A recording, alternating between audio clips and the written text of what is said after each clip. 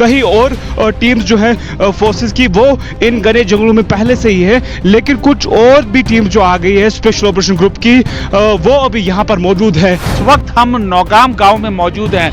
यह अंतिम गांव है हंदवाड़ा जिले का और यहाँ से कुछ ही दूरी पर भारत की पोस्ट है और उसके बाद लीपा वैली पाकिस्तान की शुरू होती है। ये जो इलाका है जहाँ ये लॉन्ग रेंज पेट्रोल मूव कर रही है, ये एलओसी के बहुत पास है और इनका दो मकसद है इस एलआरपी का। एक तो वो देखे कि कोई भी हिंदुस्तानी टेरिटरी में घुसकर ना आया हो। दोस्तों, पहलगाम आतंकी घटना के बाद कई तरह की गाइडलाइंस सरकार की तरफ से जारी की गई, लेकिन ऐसा लगने लगा है ये सारी गाइडलाइंस जो है ना वो या तो विपक्षियों के लिए हैं या फिर उन लोगों के लिए हैं जो लगातार सरकार से सवाल पूछ रहे हैं या आलोचना करते हैं।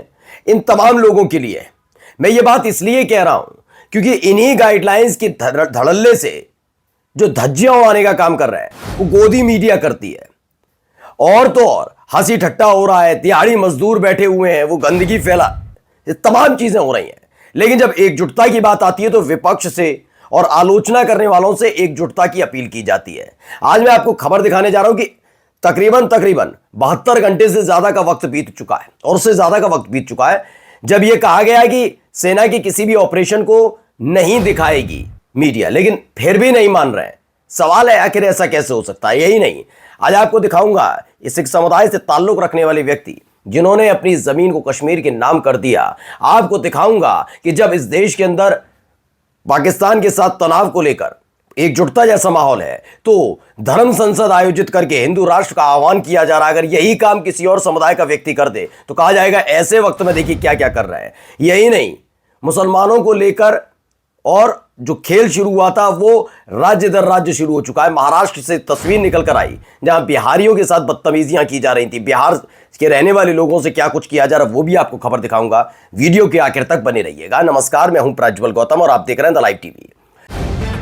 द लाइव टीवी, सच सबसे आगे। पहले इस वीडियो को देखिए क्योंकि मैंने ये वीडियो पहले इस तरह की पहले भी दिखाई, लेकिन फर्क नहीं पड़ रहा है पर देखिए। कहीं और टीम्स जो है फोर्सेस की वो इन घने जंगलों में पहले से ही है, लेकिन कुछ और भी टीम जो आ गई है स्पेशल ऑपरेशन ग्रुप की वो अभी यहाँ पर मौजूद है। पूरे एरिया को जो है सैनिटाइज किया जाता है। ये घने जंगल जो है पिछले रास्ते से अगर हम बात, ये सोचिए, हम पूरी पुरानी बातें नहीं कर रहे इसकी, लेकिन रिपब्लिक भारत की हरकतें देख लीजिए। ये रिपब्लिक भारत खुलकर हरकतें कर रहे हैं, कोई गाइडलाइंस का पाला नहीं, कोई लेना देना नहीं, किसी का कोई पूछने वाला नहीं, कहने वाला नहीं। अब चलिए हम न्यूज़ 18 की देखिए। इस वक्त हम नौगाम गांव में मौजूद हैं। यह अंतिम गांव है हंदवाड़ा जिले का और अब बताइए, बिल्कुल ये वहां जाकर रिपोर्ट कर रहे हैं, क्या ये गाइडलाइंस का उल्लंघन नहीं है? क्यों सेना के एक एक ऑपरेशन गतिविधियों को दिखाने की हिम्मत इन लोगों में कहां से आ रही है? सवाल तो ये उठता है, लेकिन कोई पूछने वाला इनसे नहीं है। लेकिन अगर कोई और चैनल करे तो उसको बंद कर दिया था। ये देखिए इलाका है जहाँ ये लॉन्ग रेंज पेट्रोल मूव कर रही है, ये एलओसी के बहुत पास है और इनका दो मकसद है इस एलआरपी का। एक तो वो, अब आप बताइए, एक एक पोस्ट बता रहे हैं, कहां कौन सी पोस्ट है हमारी, कहां पर कितने सैनिक तैनात है, क्या हो रहा है, ये तमाम चीजें बताने की जरूरत कैसे आन पड़ती है? और कौन ये लोग हैं जो ये वही लोग हैं जो गद्दार ढूंढ रहे थे अपने ही देश में?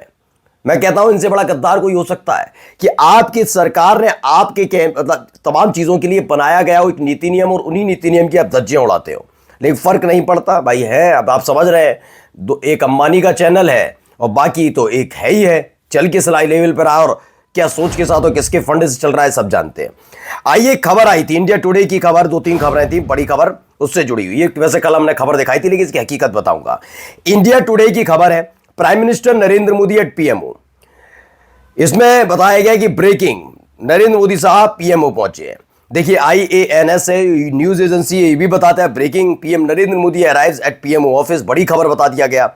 आज तक की खबर है, प्रधानमंत्री नरेंद्र मोदी पहुंचे पीएमओ। बहुत सारी खबरें निकल कर आई। पता यह भी लगा कि बहुत सारी चीजें करके सभी अधिकारियों को बुलाया गया, ये कर दिया गया, वो कर दिया, पूरे दिन तमाशा किया गया, लेकिन मामला ही माजरा ही कुछ और निकला था इसमें। यानी आप सोचिए कि अगर प्रधानमंत्री अपने दफ्तर इस माहौल में भी जाते हैं, दफ्तर तो आप भी जाते हैं, हम भी जाते हैं, सब जाते हैं, लेकिन जब ये वो दफ्तर जाते हैं तो कहा जाता है बड़ी खबर कुछ होने वाला है, ये हो जाएगा, वो हो जाएगा।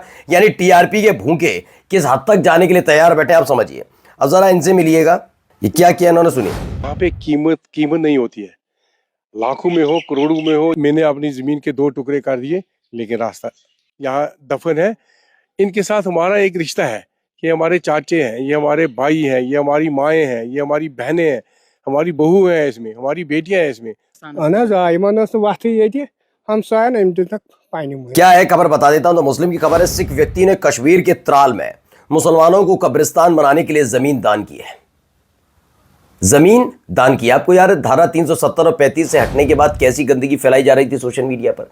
वहां की लड़कियों से शादी करेंगे, वहां जमीनें खरीदेंगे और तमाम गंदगी, उन पर भी तब रोक नहीं लगी थी। और आज भी जब कश्मीरियों के खिलाफ गंदगी उगलने का काम अलग अलग जगह होता है तो उन पर रोक नहीं लग पाती।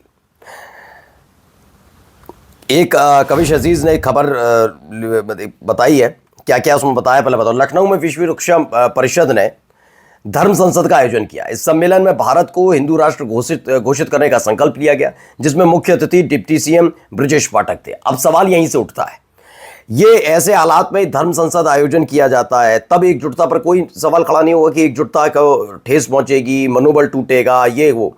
क्या है, 7 प्रस्ताव पास हुए। सनातनी हेल्पलाइन नंबर जारी हुआ, हिंदू राष्ट्र बनाने का प्रस्ताव पास हुआ, मुस्लिम इलाकों में विश्व हिंदू रक्षा परिषद उस इलाके के मंदिरों और हिंदुओं की रक्षा के लिए कार्यालय खोलेगी। मुर्शिदाबाद घटना को लेकर जून में सनातन यात्रा निकाली जाएगी। पूरे देश में पश्चिम बंगाल से यात्रा शुरू होगी और कश्मीर तक जाएगी। सनातन की रक्षा करने वालों को सनातन गौरव सम्मान दिया जाएगा। हिंदू लड़कियों से शादी मुस्लिम ना कर सके, इसको लेकर अभियान चलाया जाएगा। लव जिहाद के अलावा लैंड जिहाद की घटनाओं को रोकने के लिए सनातनी सेना बनाई जाएगी। कहने का मतलब है ये मुसलमानों के लिए और भी मुश्किल वक्त आने वाला है। ये सारा काम तो हुआ पहलगाम आतंकी घटना। सनातनी है भाई, हिंदू राष्ट्र बना रहे हो तो पहले तो पाकिस्तान के खिलाफ क्या कार्रवाई कर पाओगे, उसके लिए कोई प्रण लिया, या सिर्फ अपने ही देश के मुसलमानों के खिलाफ या वैसी बातें करते हुए नजर आओगे। देखिए ऐसे वक्त में हो रहा है। अब आइए, ये कोई नया खड़ा इलाका है, इसमें एक इन्होंने बोर्ड लगा दिया है। ये मध्य प्रदेश के रतलाम का है। इस पर लिखा है ओम। सर्व समाज द्वारा सावधान, पहले ही लिख दिया गया, सावधान हो जाइए। निर्णय लिया गया है कि गांव में मुसलमानों का आना मना है। अपने ही देश में आप अपने ही देश के मुल्क के एक समुदाय के लोगों के लिए इस तरह के बोर्ड लगाते हैं और कहते हैं एकजुटता। ये एकजुटता, मैंने कहा ना, एकजुटता विपक्ष से चाहिए, एकजुटता चाहिए आलोचकों से, एकजुटता चाहिए मुसलमानों से। लेकिन जब बात आती है इनकी तो ये तो देख नहीं पाई, सरकार नहीं देख पा रही होगी, ये सब उन तक नहीं पहुंच पा रहा होगा। वैसे 18 घंटे काम हो रहा है, 20-20, 22-22, 24-24 घंटे काम हो रहा है, तमाम चीज़ें हो रही हैं, सब पर नज़र रखी जा रही है। हम ये कर देंगे, हम वो कर देंगे, कोई बचकर नहीं जाएगा। ये इन पर नज़र नहीं रख पा रहे, बस यहीं जाकर मोतियाबिंद हो जाता है बड़े बड़े लोगों को। अब आइए यहाँ देखिए,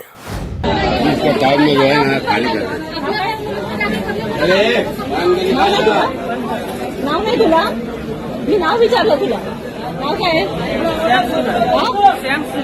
कहाँ से आए हो? बिहार से। क्यों बिहार में खाने पीने को मिलता नहीं है जो महाराष्ट्र में आए हो? सोचिए, बिहार में खाने पीने को नहीं मिलता है जो महाराष्ट्र में आए हो। महाराष्ट्र में किसकी सरकार है? बीजेपी की। बीजेपी की शासित राज्य में, और बिहार भी बीजेपी की सरकार है। अब सोचिए, दोनों ही जगह बिहार में, दोनों ही जगह बीजेपी की सरकार है और दोनों ही जगह के लोग इस तरह का व्यवहार कर रहे हैं। बिहार वाले तो कुछ नहीं, बिहार वाले भाई देखिए हर कोई हर जगह जाता है। ऐसा नहीं है कि मैं खुल के पूरी जिम्मेदारी के साथ कह रहा हूँ कि ऐसा नहीं है सारे मराठी या महाराष्ट्र के रहने वाले या मुंबई के रहने वाले वहीं रह रहे हैं। सब अलग अलग जगह गए हुए हैं। दिल्ली में भी बहुत लोग रहते हैं जो महाराष्ट्र के रहने वाले हैं, रोजगार उन्हें लेकर आता है। लेकिन आप सोचिए किस तरह की बदसलूकी की जा रही है अपने ही देश के नागरिकों के खिलाफ। नदीम लिखते हैं, कभी कभी ऐसे हालात देखकर वहम सा होने लगता है कि बिहार वाकई भारत का हिस्सा है। एक मराठी महिला कपड़ा व्यवसायी श्याम सुंदर से पूछा, कहां से आई हो? श्याम सुंदर ने जवाब दिया, बिहार से। तो महिला ने ताना मारते हुए कहा, क्यों बिहार में खाने पीने को नहीं मिलता जो महाराष्ट्र में आए हो? और ऐसे लोगों के खिलाफ कार्रवाई होने के बजाय उधर वो एक बार अभी बीच में शुरू हुआ था, मराठी बोलो वरना ये वो, तो वहां के मुख्यमंत्री ने बयान दिया ये गलत है अगर देखा जाए, लेकिन मराठी आनी चाहिए, गलत बात नहीं है। मतलब वो आप उन्हें प्रश्रय भी दे रहे हैं। अब आइए, दैनिक भास्कर की खबर है। भास्कर का स्टिंग ऑपरेशन, हम सफर ट्रेन में सभी सीटें ऑनलाइन बुक। टीटीई ने 1700 रुपये लेकर थर्ड एसी में सीट दी। शराब परोसी, कॉल गर्ल का भी ऑफर दिया गया। सोचिए, ये पूरा का पूरा वो था कि आपके लिए कॉल गर्ल भी हम देंगे। ये हम सफर ट्रेन का कच्चा चिट्ठा है। दयाशंकर मिश्रा लिखते हैं कि रेल मंत्री को देखना चाहिए रेलगाड़ी में क्या चल रहा है। अश्विनी वैष्णव को प्रधानमंत्री की तारीफ से थोड़ा वक्त निकालकर इन खबरों को भी देना चाहिए। मुझे लगता है दयाशंकर मिश्रा जी, वैसे वरिष्ठ हैं, इनको क्या सलाह दूं भाई, जब मंत्रियों की कुर्सी ही एक व्यक्ति को भगवान बनाने की वजह से बची हुई हो तो वो तो वही काम करेंगे ना। देश है, देश तो लंबे समय से था, है और रहेगा।